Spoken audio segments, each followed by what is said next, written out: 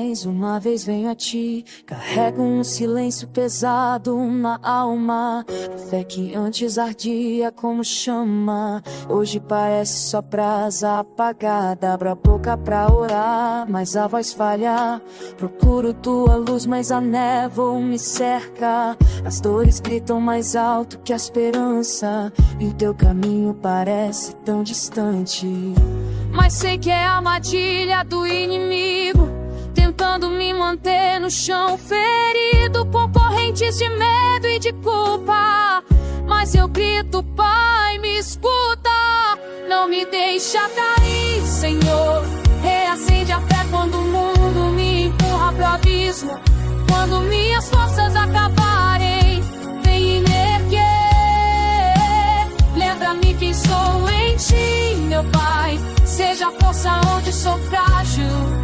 Sustenta-me quando eu não suportar, e coloca no meu caminho mãos que me conduzam pra mais perto de ti. Quantas vezes prometi voltar, mas o peso da vida me prende ao chão. Os dias passam e eu fico parado entre o medo e a solidão. Não quero só emoção passageira, quero um fogo que não se apague no meu peito. Quero te seguir com entrega e verdade, mesmo se tropeçar pelo caminho. Rompe essas correntes que ninguém quer ver. Cala as vozes que diz você não vai conseguir. Faz-me lembrar do sangue da cruz, me dá coragem pra continuar. Não me deixa cair, Senhor.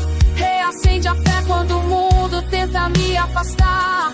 Quando minhas mãos soltarem, vem me segurar. Lembra-me quem sou em ti, meu Pai. Seja a força onde sou frágil. Sustenta-me quando eu não suportar, e coloca no meu caminho mãos que me conduzam pra mais perto de ti. Se eu cair outra vez, me alcança, não me deixa no chão. Mostra-me que ainda vale lutar, e que o teu amor não desiste de mim.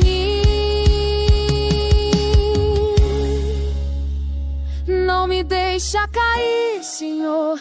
Reacende a fé quando o mundo me empurra pra longe. Quando eu quiser parar, vem me levantar.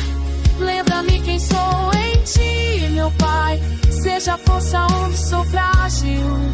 Sustenta-me quando eu não suportar, e coloca no meu caminho mãos que me conduzam pra mais perto de ti.